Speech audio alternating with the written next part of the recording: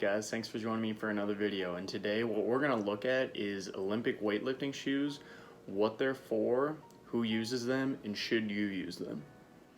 Now, Olympic weightlifting shoes are probably something that you've seen numerous times going to your typical commercial gym. You also might have seen them in competitive competitions, whether it be Olympic weightlifting competitions or powerlifting competitions.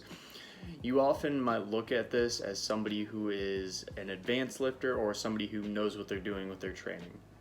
However, this isn't always the case, and in fact, lots of beginners often get into weightlifting shoes because they think it'll be some magic pill that will help them increase all their lifts.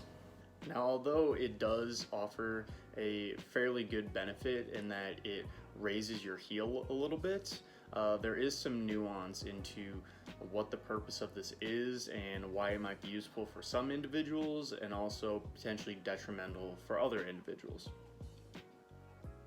So the whole purpose of Olympic weightlifting shoes is that it decreases the amount of overall dorsiflexion that your ankle needs to perform a full squat. This is incredibly important because in a lot of competitions that require you to squat to full or maximal depth, they often require a good amount of mobility to get in these positions. So if you're doing a clean and jerk, you'll often need to get into the bottom of a front squat.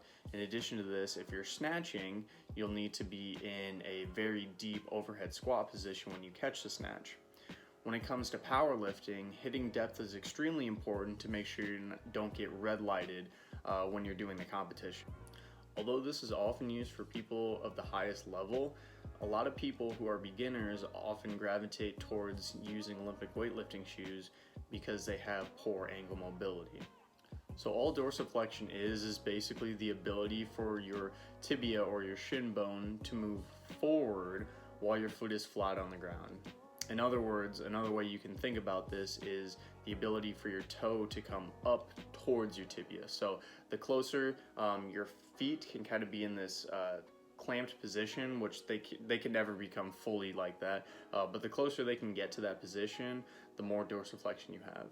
So now we'll take a look at a couple examples of what good dorsiflexion can mean for your squat and potentially what bad dorsiflexion can mean for your squat.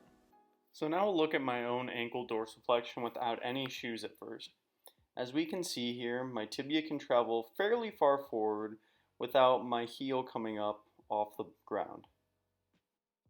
For myself to get to full squat depth, meaning that my hip crease gets below my knee, my tibia has to go fairly far forward to get to this point. Thus, my ankle dorsiflexion is fairly good, but it is being tested. Now check out myself when I had squat shoes. Adding that little bit of heel lift allows my knee or my tibia to travel forward a little bit more. Since my ankle mobility isn't challenged quite as much with these raised heels, my hip mobility is able to take over, and thus I am able to get in a slightly deeper flex position with my hip at the bottom. If you don't have squat shoes and simply want to feel how this feels, you can get two very small plates such as 5 or 2.5s and put them below your heels. Try squatting with and without these and you'll notice an instant difference in your depth. Take a look at some of the consequences for having poor ankle dorsiflexion. These first few squats, I'm going to mimic having good ankle dorsiflexion. You notice my tibia goes forward fairly decently, representing that I have decent ankle dorsiflexion. Now look at the next rep.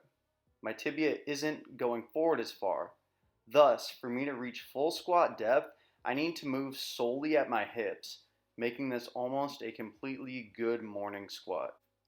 If you are completing a high bar back squat or a front squat, your torso needs to be fairly upright to complete this. This is why some people with poor ankle dorsiflexion move right to squat shoes.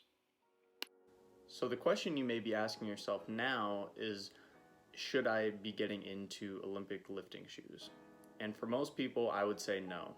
If you have poor dorsiflexion and can't get to the bottom of a squat without hinging over due to your poor dorsiflexion, you should try to work on this through something as simple as a box squat.